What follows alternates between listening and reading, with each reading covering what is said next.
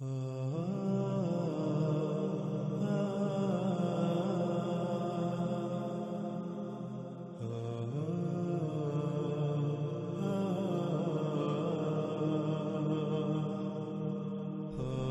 ناظرین اس طرف آئیں، مثال کے طور پر آپ دابا سے سوال کیجئے کہ تو کیسے خلق ہوا. تیرے فائدوں کا تو علم ہے مگر تیرے نقصانات کیا ہیں، یہ سوالات کیجئے. اس سے ان سوالات کے جوابات طلب کیجئے. جب آپ اس سے سوال کریں گے تو اس کا جواب یہ ہوگا کہ میری تخلیق میں غور کرو، غور کرو میرے اعمال میں غور کرو، تم سب کچھ اپنی آنکھوں سے دیکھ لو گے اور تمہیں سب یقین ہو جائے گا. تو ناظرین غور کریں، جس مواد سے یہ دابا خلق ہوا، یہ مخلوقات خلق ہوئیں، وہ سارے کا سارا مواد مختلف مراحل اور مختلف طریقوں سے زمین سے نہیں نکالا گیا. اب آپ سے سوال ہے کہ یہ سب زمین سے نکالنے کی اجازت کس نے دی؟ کیا اللہ نے دی؟ اللہ نے تو یہ سب نہ صرف انسان سے چھپا کر رکھا تھا بلکہ غیب کے ساتھ مومن بننے کا بھی حکم دیا تھا. تو بھلا ایسے کیسے ہو سکتا ہے کہ ایک طرف اللہ اپنی مخلوقات کو انسان سے چھپا کر رکھے اور ان کے ساتھ مومن بننے کا حکم دے، اور دوسری طرف وہ ان کو نکالنے کا حکم دے، ان کا قذف کرنے کا حکم دے، ان کو ان کے مقامات سے ہٹانے کا حکم دے، فساد کرنے کا حکم دے؟ ایسا کیسے ہو سکتا ہے؟ ایک طرف اللہ فطرت پر قائم ہونے کو دین قرار دے اور فطرت میں چھیڑ چھاڑ کرنے والوں کو، فطرت میں تبدیلیاں کرنے والوں کو اپنے شریک قرار دے، اور دوسری طرف وہ خود ہی اپنا شریک بننے کا حکم دے. ایسا کیسے ہو سکتا ہے؟ ناظرین اللہ سبحانہ و تعالی نے تو بار بار یہ بات واضح کی. اس نے زمین و آسمانوں میں میزان یعنی توازن قائم کیا، ان میں خسارہ نہ کرو ورنہ ہلاکتوں کا شکار ہو جاؤ گے. اور اگر انسان دابا کی خلق کے لیے زمین کو پھاڑتا ہے، اس میں سے زمین کا خون نکالتا ہے، اس کے علاوہ طرح طرح کا مواد نکالتا ہے، تو کیا زمین کا توازن برقرار رہے گا؟ تو پھر کیا زمین جگہ جگہ سے دنسے گی نہیں؟ تو پھر کیا زمین کا توازن بگڑے گا نہیں؟ زلزلے نہیں آئیں گے؟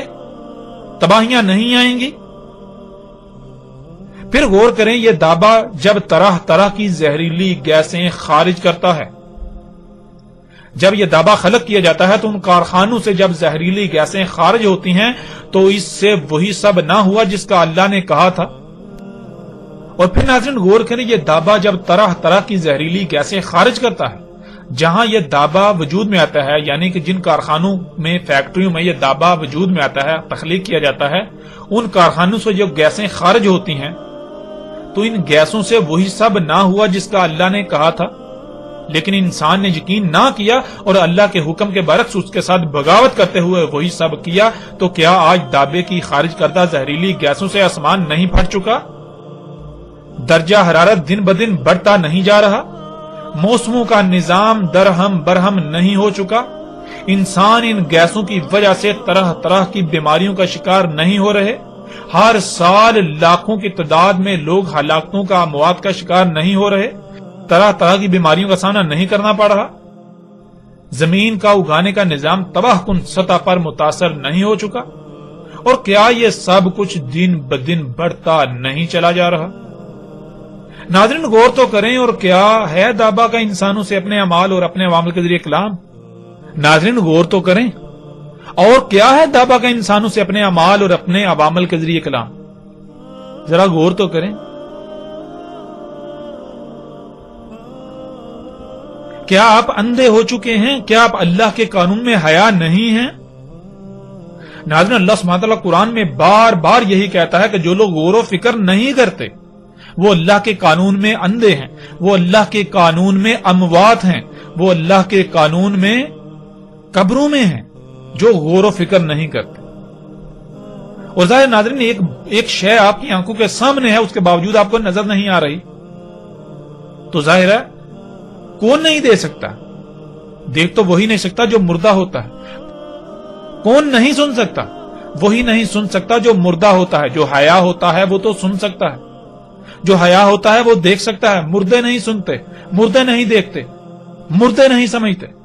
یعنی جو اموات ہوتے ہیں وہ نہیں دیکھتے، وہ نہیں سنتے، وہ نہیں سمجھتے.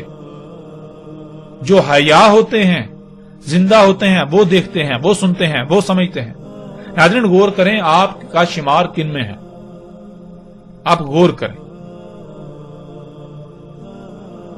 اور پھر یہ بات بھی واضح کرتے چلیں کہ دنیا کی کوئی طاقت اس حق کو غلط ثابت نہیں کر سکتی. اور یہ بھی جان لیں کہ دعوت الارض دجال کے ظہور کے بعد جا کر نکلنا تھا. اب آپ خود فیصلہ کریں، جب کہ دابا کو نکلے ہوئے بھی 1 صدی سے زائد عرصہ گزر چکا، تو دجال جو کہ دعوت الارض سے بہت پہلے نکلنا تھا وہ کہاں گیا؟ کیا وہ نکلا ہی نہیں؟ ایسا کیسے ہو سکتا ہے؟ وہ امور بھی ہو چکے جن کا دجال کے بعد ہونا شرط تھا. تو اب کوئی یہ کہے کہ دجال ابھی نکلا ہی نہیں تو اسے چاہیے کہ اپنے اندھے پن کا علاج کروائے. وہ اللہ کے قانون میں اموات ہے، موت ہے، قبر میں ہے، وہ اندھا ہے. اگر اسے ہماری بات ناگوار گزرتی ہے، اسے تکلیف ہوتی ہے، تو اس سے ہمیں کوئی فرق نہیں پڑتا. حق یہی ہے. اگر تم سچے ہو تو حق کی تردید کر کے دکھاؤ، حق کو غلط ثابت کر کے دکھاؤ. ناظرین، حق بالکل واضح ہے. تو ناظرین، جب دابا دجال کے خروج کے بعد نکلنا تھا تو غور کریں، جب دابا نکل چکا تو دجال کہاں گیا؟ آج پوری دنیا میں دابا دندناتا پھر رہا ہے اور یہ لوگ آج بھی دجال کے انتظار میں ہیں. ایسا کیسے ہو سکتا ہے کہ جو امور دجال کے بعد رونما ہونے تھے وہ بھی ہو چکے اور دجال ابھی تک آیا ہی نہیں؟ ایسا کیسے ہو سکتا ہے؟ اور ویسے بھی دجال تو مومنوں پر واضح ہونا تھا، نہ کہ مشرکوں پر، نہ کہ ان لوگوں پر جو اپنی خواہشات کو اپنا الہ بنائے ہوئے ہوں گے، جو اپنے آباء و اجداد کو اپنا الہ بنائے ہوئے ہوں گے. اس لیے حق ہر لحاظ سے کھلنے کے بعد بھی انکار کرنے والوں، ان قریب تمہیں اپنی آنکھوں سے وہ دیکھنا ہوگا، وہ دیکھو گے کہ تمہارے پاس سوائے پچھتاوے کے کچھ نہیں رہے گا. تمہاری آنکھیں پھٹی کی پھٹی رہ جائیں گی. لہذا انتظار کرو، یہ انتظار لمبا نہیں ہے. ان قریب تم اپنی آنکھوں سے دیکھو گے. ان قریب اس وقت تم چیخو گے، چلاؤ گے کہ ہاں ہم مانتے ہیں، ہاں ہم مانتے ہیں. لیکن اس وقت تمہارا ماننا بالکل فرعون کے ماننے کے مثل ہوگا. وہ تمہیں کچھ نفع نہ دے گا. ناظرین، یہاں قادیانیوں کو بھی حق کی طرف دعوت دی جاتی ہے کہ وہ حق کو پہچانے. اور مرزا غلام احمد قادیانی کی حقیقت بھی ان کے سامنے ہے کہ غلام احمد قادیانی نے کسے دعوت الارض کہا. غلام احمد قادیانی نے ایک موقع پر مسلمانوں کے علماء کو دعوت الارض قرار دیا، تو دوسرے موقع پر اس نے جسے دعوت الارض قرار دیا اس حوالے سے اس کے الفاظ جو ہیں وہ ہم آپ کے سامنے رکھتے ہیں. ناظرین، اس وقت سکرین پر آپ کو جو ویب سائٹ نظر آ رہی ہے، یہ ویب سائٹ ان کی ہے جنہیں عام طور پر قادیانی، احمدی یا مرزائی کہا جاتا ہے، لیکن وہ لوگ خود کو جماعت احمدیہ کا نام دیتے ہیں. اور وہ مرزا غلام احمد قادیانی کو مسیح موعود یعنی وہی مسیح قرار دیتے ہیں جس کے بھیجے جانے کا اللہ کی طرف سے وعدہ تھا. جیسا کہ عام طور پر عیسیٰ علیہ السلام کی دوبارہ آمد کا عقیدہ پایا جاتا ہے. یعنی قادیانی کہیں یا احمدی، ان کے نزدیک مہدی ہو، عیسیٰ ہو، مثل عیسیٰ ہو، وہ غلام احمد قادیانی تھا. اور ناظرین، یہ بھی ذہن میں رہے کہ یہ ویب سائٹ جماعت احمدیہ کی سرکاری رسمی یعنی آفیشیل ویب سائٹ ہے. ایسا نہیں ہے کہ یہ ویب سائٹ ان کے کسی فرد نے بنائی یا ان کے کسی چاہنے والے نے بنائی یا ویب سائٹ ان سے منسوب کی جا رہی ہے. نہیں، بلکہ یہ جماعت احمدیہ کی سرکاری ویب سائٹ ہے جس پر دعوت الارض کے بارے میں غلام احمد قادیانی نے جو کہا وہ جس طرح مذکور ہے ہم آپ کے سامنے رکھتے ہیں. دعوت الارض سے مراد مسلمان مذہبی علماء اور دجال سے مراد عیسائی مناد ہیں. یعنی کہ غلام احمد قادیانی نے کہا کہ دعوت الارض سے مراد مسلمان مذہبی علماء ہیں. اور دجال کون ہیں؟ دجال عیسائیوں کے جو علماء ہیں وہ ہیں عیسائی مناد.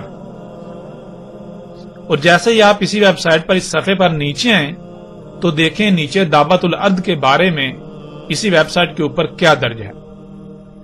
اوپر موضوع لکھا ہوا ہے دعوت الارض اور نیچے لکھا ہوا ہے دعوت الارض یعنی زمین کے کیڑے کے بارے میں حضرت صلی اللہ علیہ وآلہ وسلم کی پیشگوئی کے جو معنی اس کی سچائی کو ثابت کر سکتے تھے حضرت مسیح موعود نے وہی معنی کیے ہیں، یعنی غلام احمد قادیانی نے وہی معنی کیے ہیں۔ چنانچہ آپ نے جہاں اس کے تعبیری معنی یہ کیے ہیں، اس سے مراد زمینی علوم سے آراستہ مگر آسمانی روح سے آری انسان مراد ہیں، وہاں اس کے ظاہری معنوں کے لحاظ سے زمین کا ایک کیڑا مراد ہے جو طاعون کی شکل میں ظاہر ہوا۔ چنانچہ آپ کے پیش فرمودہ دونوں معنوں کی تفصیل ملاحظہ فرماتے ہیں۔ آگے اب ناظرین آپ دیکھ سکتے ہیں کہ مرزا غلام احمد قادیانی کے اپنے الفاظ آ جاتے ہیں۔ مرزا غلام احمد قادیانی لکھتا ہے، دابۃ الارض سے مراد کوئی لا یعقل جانور نہیں بلکہ بقول حضرت علی رضی اللہ تعالی عنہ آدمی کا نام ہی دابۃ الارض ہے۔ نوٹ، آثار القیامہ میں لکھا ہے کہ حضرت علی کرم اللہ وجہہ سے پوچھا گیا کہ لوگ گمان کرتے ہیں کہ دابۃ الارض آپ ہی ہیں، اور آپ نے جواب دیا کہ دابۃ الارض میں سے تو کچھ چار پایوں اور کچھ پرندوں کی بھی مشابہت ہوگی، مجھ میں وہ کہاں ہے؟ اور یہ بھی لکھا ہے کہ دابۃ الارض اسم جنس ہے جس سے ایک طائفہ مراد ہے، منہ، اور اس جگہ لفظ دابۃ الارض سے ایک ایسا طائفہ انسانوں کا مراد ہے جو آسمانی روح اپنے اندر نہیں رکھتے لیکن زمینی علوم و فنون کے ذریعے سے منکرین اسلام کو لاجواب کرتے ہیں اور اپنے علم کلام اور طریقے مناظرہ تائید دین کی راہ میں خرچ کر کے باجان و دل خدمت شریعت غرا بجا لاتے ہیں۔ سو وہ چونکہ در حقیقت زمینی ہیں، آسمانی نہیں، اور آسمانی روح کامل طور پر اپنے اندر نہیں رکھتے، اس لیے دابۃ الارض کہلاتے ہیں، اور چونکہ کامل تزکیہ نہیں رکھتے اور نہ کامل وفاداری، اس لیے چہرہ ان کا انسانوں کا ہے مگر بعض اعضاء ان کے بعض دوسرے حیوانات سے مشابہ ہے۔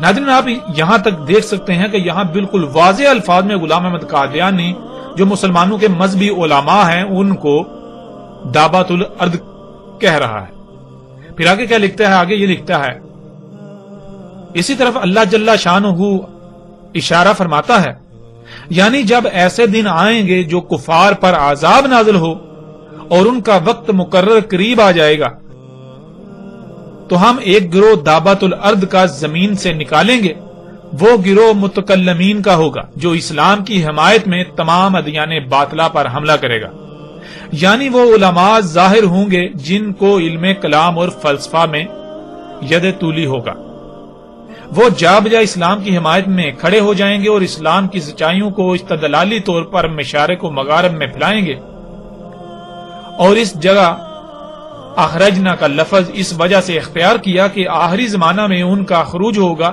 نا حدوث یعنی تخمی طور پر یا کم مقدار کے طور پر، تو پہلے ہی سے تھوڑے بہت ہر یک زمانہ میں وہ پائے جائیں گے، لیکن آخری زمانہ میں بکثرت اور نیز اپنے کمال لائق کے ساتھ پیدا ہوں گے اور حمایت اسلام میں جا بجا واعظین کے منصب پر کھڑے ہو جائیں گے اور شمار میں بہت بڑھ جائیں گے۔ اور آگے ناظرین اس کا حوالہ بھی لکھا ہوا ہے، ازالہ اوہام روحانی خزائن جلد نمبر 3 صفحہ 369 اور 370۔ دعوت الارض کے دوسرے معنوں کی تفصیل بیان کرتے ہوئے حضرت مسیح موعود یعنی کہ مرزا غلام احمد قادیانی نے فرمایا، بالآخر میں ایک اور رویا لکھتا ہوں جو طاعون کی نسبت مجھے ہوئی، اور وہ یہ کہ میں نے ایک جانور دیکھا جس کا قد ہاتھی کے قد کے برابر تھا مگر منہ آدمی کے منہ سے ملتا تھا، اور بعض اعضاء دوسرے جانوروں سے مشابہ تھے، اور میں نے دیکھا کہ وہ یوں ہی قدرت کے ہاتھ سے پیدا ہو گیا، اور میں ایک ایسی جگہ پر بیٹھا ہوں جہاں چاروں طرف بن ہیں جن میں بیل، گدے، گھوڑے، کتے، سور، بھیڑیے، اونٹ وغیرہ ایک قسم کے موجود ہیں، اور میرے دل میں ڈالا گیا ہے کہ یہ سب انسان ہے جو بد عملوں سے ان صورتوں میں ہیں، اور پھر میں نے دیکھا کہ وہ ہاتھی کی زحامت کا جانور جو مختلف شکلوں کا مجموعہ ہے جو محض قدرت سے زمین میں پیدا ہو گیا ہے، وہ میرے پاس آ بیٹھا اور کتب کی طرف اس کا منہ ہے، خاموش صورت ہے، آنکھوں میں بہت حیا ہے، اور بار بار چند منٹ کے بعد ان بنوں میں سے کسی بن کی طرف دوڑتا ہے، اور جب بن میں داخل ہوتا ہے تو اس کے داخل ہونے کے ساتھ ہی شور قیامت اٹھتا ہے، اور ان جانوروں کو کھانا شروع کرتا ہے اور ہڈیوں کے چابنے کی آواز آتی ہے۔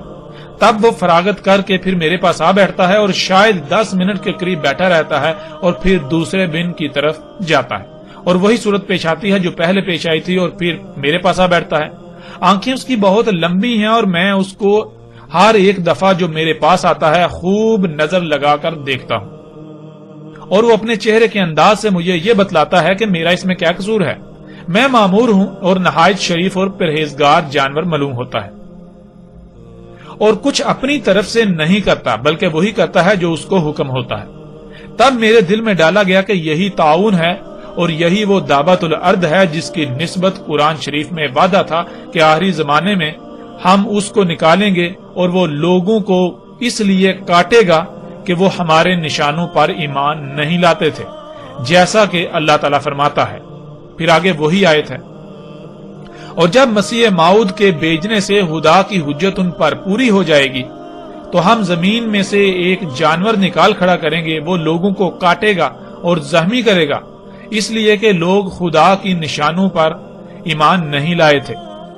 اور پھر آگے فرمایا ہے، ترجمہ، اس دن ہم ہر ایک امت میں سے اس گروہ کو جمع کریں گے جو ہمارے نشانوں کو جھٹلاتے تھے، اور ان کو ہم جدا جدا جماعتیں بنا دیں گے، یہاں تک کہ جب وہ عدالت میں حاضر کیے جائیں گے تو خدا عز و جل ان کو کہے گا کہ کیا تم نے میرے نشانوں کی بغیر تحقیق کے تکذیب کی؟ یہ تم نے کیا کیا؟ اور ان پر بوجہ ان کے ظالم ہونے کے حجت پوری ہو جائے گی اور وہ بول نہ سکیں گے۔ اب خلاصہ کلام یہ ہے کہ یہی دابۃ الارض ہے جو ان آیات میں مذکور ہے، جس کا مسیح موعود کے زمانہ میں ظاہر ہونا ابتدا سے مقرر ہے۔ یہی وہ مختلف صورتوں کا جانور ہے جو مجھے عالم کشف نظر آیا اور دل میں ڈالا گیا کہ یہ طاعون کا کیڑا ہے، اور خدا تعالیٰ نے اس کا نام دابۃ الارض رکھا کیونکہ زمین کے کیڑوں میں سے ہی یہ بیماری پیدا ہوتی ہے، اسی لیے پہلے چوہوں پر اس کا اثر ہوتا ہے اور مختلف صورتوں میں ظاہر ہوتی ہے، اور جیسا کہ انسان کو ایسا ہی ہر ایک جانور کو یہ بیماری ہو سکتی ہے، اسی لیے کشفی عالم میں اس کی مختلف شکلیں نظر آئیں اور اس بیان پر کہ دابۃ الارض در حقیقت مادہ طاعون کا نام ہے جس سے طاعون پیدا ہوتی ہے، مفصلہ ذیل قرائن اور دلائل ہیں۔ اول یہ کہ دابۃ الارض کے ساتھ عذاب کا ذکر ہے، جیسا کہ اللہ تعالیٰ فرماتا ہے، یعنی جب ان پر آسمانی نشانوں اور عقلی دلائل کے ساتھ حجت پوری ہو جائے گی تب دابۃ الارض زمین سے نکالا جائے گا۔ اب ظاہر ہے کہ دابۃ الارض عذاب کے موقع پر زمین سے نکالا جائے گا، نہ یہ کہ یوں ہی بیہودہ طور پر ظاہر ہوگا جس کا نہ کچھ نفع نہ نقصان۔ اور اگر کہو کہ طاعون تو ایک مرض ہے، مگر دابۃ الارض لغوی معنوں کی روح سے ایک کیڑا ہونا چاہیے جو زمین میں سے نکلے، اس کا جواب یہ ہے کہ حال کی تحقیقات سے یہی ثابت ہوا ہے کہ طاعون کو پیدا کرنے والا وہی ایک کیڑا ہے جو زمین میں سے نکلتا ہے، بلکہ ٹیکا لگانے کے لیے وہی کیڑے جمع کیے جاتے ہیں اور ان کا عرق نکالا جاتا ہے، اور خود بین سے ثابت ہوتا ہے کہ ان کی شکل یوں ہے، یعنی باشکل دو نقطہ، گویا آسمان پر بھی نشان کسوف و حسوف دو کے رنگ میں ظاہر ہوا اور ایسا ہی زمین میں۔ آگے نمبر 2، دوسرا کرینہ یہ ہے کہ قرآن شریف کے بعض مقامات بعض کی تفسیر ہیں، اور ہم دیکھتے ہیں کہ قرآن شریف میں جہاں کہیں یہ لفظ مرکب آیا ہے اس سے مراد کیڑا لیا گیا ہے، مثلاً یہ آیت فلما قضینا، یعنی ہم نے سلیمان پر جب موت کا حکم جاری کیا تو جنات کو کسی نے ان کے مرنے کا پتہ نہ دیا مگر گن کے کیڑے نے کہ جو سلیمان کے عصا کو کھاتا تھا۔ اب دیکھو اس جگہ بھی ایک کیڑے کا نام دابۃ الارض رکھا گیا، بس اس سے زیادہ دابۃ الارض کے اصلی معنوں کی دریافت کے لیے اور کیا شہادت ہوگی کہ خود قرآن شریف نے اپنے دوسرے مقام میں دابۃ الارض کے معنی کیڑا کیا ہے، سو قرآن کے برخلاف اس کے معنی کرنا بھی تحریف اور الہاد اور دجل ہے۔ نمبر 3، تیسرا کرینہ یہ ہے کہ آیت میں صریح معلوم ہوتا ہے کہ خدا کے نشانوں کی تکذیب کے وقت میں کوئی امام الوقت موجود ہونا چاہیے، کیونکہ واقع القول علیہم کا فکرہ یہی ہے کہ اتمام حجت کے بعد یہ عذاب ہو، اور یہ تو متفق علیہ عقیدہ ہے کہ خروج دابۃ الارض آخری زمانہ میں ہوگا جبکہ مسیح موعود ظاہر ہوگا تاکہ خدا کی حجت دنیا پر پوری کرے۔ بس ایک مصنف کو یہ بات جلد تر سمجھ آ سکتی ہے کہ جب ایک شخص موجود ہے جو مسیح موعود ہونے کا دعویٰ کرتا ہے اور آسمان اور زمین میں بہت سے نشان اس کے ظاہر ہو چکے ہیں، تو اب بلا شبہ دعوت الارض یہی طاعون ہے جس کا مسیح کے زمانہ میں ظاہر ہونا ضروری تھا۔ اور چونکہ یاجوج ماجوج موجود ہے اور من کل حدب ینسلون کی پیشین گوئی تمام دنیا میں پوری ہو رہی ہے اور دجالی فتنے بھی انتہا تک پہنچ گئے ہیں اور پیش گوئی یترکن الکلاس فلا یسی علیہا بھی بخوبی ظاہر ہو چکی ہے، اور شراب اور زنا اور جھوٹ کی بھی کثرت ہو گئی ہے، اور مسلمانوں میں یہودیت کی فطرت بھی جوش مار رہی ہے، تو صرف ایک بات باقی تھی جو دعوت الارض زمین سے نکلے، سو وہ بھی نکل آیا۔ اس بات پر جگرنا جہالت ہے کہ حدیث سے معلوم ہوتا ہے کہ فلاں جگہ پھٹے گی اور دعوت الارض وہاں سے سر نکالے گا، پھر تمام دنیا میں چکر مارے گا، کیونکہ اکثر پیش گوئیوں پر استعارات کا رنگ غالب ہوتا ہے۔ جب ایک بات کی حقیقت کھل جائے تو ایسے اوہام باطلہ کے ساتھ حقیقت کو چھوڑنا کمال جہالت ہے۔ اسی عادت سے بدبخت یہودی قبول حق سے محروم رہ گئے۔ ناظرین، آپ نے اپنی آنکھوں سے دیکھ لیا اور اپنے کانوں سے سن لیا کہ غلام احمد قادیانی نے دعوت الارض کسے کہا۔ غلام احمد قادیانی نے نہ صرف دعوت الارض مسلمانوں کے مذہبی علماء کو کہا، بلکہ دعوت الارض کہا اس نے کہ ایک کیڑا ہے جس کی وجہ سے طاعون پیدا ہوتا ہے، اور وہ اس نے کہا کہ وہ اس کی زندگی میں ہو چکا، یعنی وہ بھی اس کی زندگی میں نکل چکا۔ اور پھر وہ یہی کہہ رہا ہے کہ جب دعوت الارض نکل چکا تو پھر ظاہر ہے مسیح موعود وہی ہے، یعنی کہ اس کے مسیح موعود ہونے کی یہ نشانی ہے۔ اب ناظرین، غلام احمد قادیانی کا یہ دعویٰ بالکل واضح ہے کہ اس کے الفاظ میں یہ بات بالکل واضح موجود ہے کہ اگر کوئی یہ ثابت کر دے کہ جسے وہ دعوت الارض کہہ رہا ہے وہ دعوت الارض نہیں ہے، تو پھر بلا شک و شبہ غلام احمد قادیانی بھی مسیح موعود نہیں ہو سکتا، وہ مہدی، وہ نبی، وہ رسول نہیں ہو سکتا، وہ پھر اپنے دعوے میں جھوٹا ہے، کذاب ہے۔ اب یہاں قادیانیوں کو حق کی طرف دعوت دی جاتی ہے کہ وہ حق کو پہچانے اور مرزا غلام احمد قادیانی کی حقیقت کو بھی پہچانے۔ مرزا غلام احمد قادیانی نے دعویٰ کہا مسلمانوں کے مذہبی علماء کو، مرزا غلام احمد قادیانی نے دعویٰ کہا طاعون کے کیڑے کو، اور باقاعدہ اس کی شکل بھی بتائی، اور یہاں تک کہا کہ وہ نکل چکا، اور الحمدللہ ثم الحمدللہ دعوت الارض کیا ہے ہم نے آپ پر کھول کھول کر واضح کر دیا۔ اور جیسے ہی ہم آگے بڑھیں گے تو محمد علیہ السلام کے الفاظ کی روشنی میں بھی دعوت الارض کی اس طرح کھل کر وضاحت ہوگی کہ دنیا کی کوئی طاقت اس کا رد نہیں کر سکتی، اسے غلط ثابت نہیں کر سکتی۔ اب قادیانیوں کو ہم چیلنج کرتے ہیں کہ غلام احمد قادیانی اس بنیاد پر، اس نقطے پر بھی بالکل کذاب ثابت ہو چکا، غلام احمد قادیانی جھوٹا ثابت ہو چکا۔ اب اگر قادیانی جو کہ خود کو احمدی کہتے ہیں، اگر وہ سچے ہیں اپنے دعوے میں، اگر وہ حق پر ہیں، تو انہیں ہمارے دعوے کو غلط ثابت کرنا ہوگا۔ ہم نے بالکل واضح کر دیا کہ دعوت الارض کیا ہے، اور ہم نے غلام احمد قادیانی کو بالکل ایک نمبر کا جھوٹا ثابت کر دیا۔ اس کے باوجود اگر قادیانی یہ سمجھتے ہیں، وہ یہ کہتے ہیں کہ نہیں غلام احمد قادیانی سچا تھا، وہ مسیح موعود تھا، وہ کہتے ہیں کہ ہم حق پر ہیں، تو قادیانیوں کو بھی باقی تمام فرقوں گروہوں کے ساتھ ساتھ کھلم کھلا چیلنج ہے۔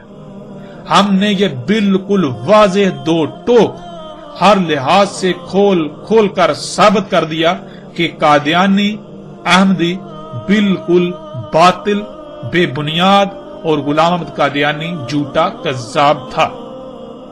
یہ ثابت ہو چکا، اور ہم پھر یہ چیلنج کرتے ہیں قادیانیوں کو کہ وہ اگر اپنے آپ کو حق پر سمجھتے ہیں، غلام احمد قادیانی کو سچا سمجھتے ہیں، تو انہیں ہمیں غلط ثابت کرنا ہوگا اور اپنے رسول کو سچا ثابت کرنا ہوگا، غلام احمد قادیانی کو سچا ثابت کرنا ہوگا۔ ورنہ اگر وہ ناکام ہوتے ہیں، جو کہ ان کا مقدر ہے، قدر میں لکھا جا چکا، تو انہیں ان کی بھلائی، ان کا فائدہ، ان کا نفع اسی میں ہے، ان کی دنیا اور آخرت میں بھلائی اسی میں ہے، ان کے لیے خیر اسی میں ہے کہ وہ حق کو کھلی آنکھوں نہ صرف دیکھیں پہچانے بلکہ اسے تسلیم کریں۔ اگر وہ حق کو تسلیم نہیں کرتے تو باقیوں کے ساتھ ساتھ ان قریب ان کا بھی انجام کیا ہونے والا ہے، بالکل سر پر آ چکا، اور وہ اپنی آنکھوں سے دیکھ لیں گے۔ تب ایمان لانا، تب اس دعوت کو تسلیم کرنا کوئی نفع نہ دے گا، تب تسلیم کرنا، تب ماننا بالکل فرعون کی مثل ہوگا جب آنکھیں پھٹی کی پھٹی رہ جائیں گی۔ الحمدللہ ناظرین، اب تک ہم نے قرآن سے نہ صرف دابت الارض کو کھول کھول کر رکھ دیا، بلکہ اس کا کلام کرنا کیا ہے اسے بھی کھول کھول کر رکھ دیا، اور احمدیوں کو، قادیانیوں کی ہم نے بنیاد ہی اکھاڑ کر رکھ دی۔ دین قادیان کی، جماعت احمدیہ کی، مرزا غلام احمد قادیانی کی ہم نے بنیادیں ہی اکھاڑ کے رکھ دی، ہم نے ان کی جڑ ہی کاٹ دی، ان کا وجود ہی کالعدم کر دیا، ان کی بنیاد بالکل ختم ہو چکی۔ ناظرین، گزشتہ ایک ساتھ میں ہم قرآن، اللہ کے کلام سے یہ بات آپ پر کھول کھول کر واضح کر چکے کہ گزشتہ ہلاک شدہ اقوام بھی نہ صرف یہ ٹیکنالوجی، یہ مشینیں، یہ ایجادات، یہ سب خلق کر چکی تھی جو آج موجودہ انسانوں نے کیا، بلکہ قرآن میں صراحتاً یہ بات بھی موجود ہے کہ موجودہ قوم یعنی زمین پر آباد موجودہ انسان ان قوموں کے 10% کو بھی نہیں پہنچ سکتے، یعنی وہ قومیں ان سب میں 90% بڑھ کر تھیں۔ ناظرین، جب ایسا ہے تو ظاہر ہے ان قوموں میں بھی اس دابا کا یعنی دابت الارض کا نکلنا ناگزیر تھا، یعنی ان میں بھی یہ دابا ضرور نکلنا چاہیے تھا جو کہ نکلا ہوگا۔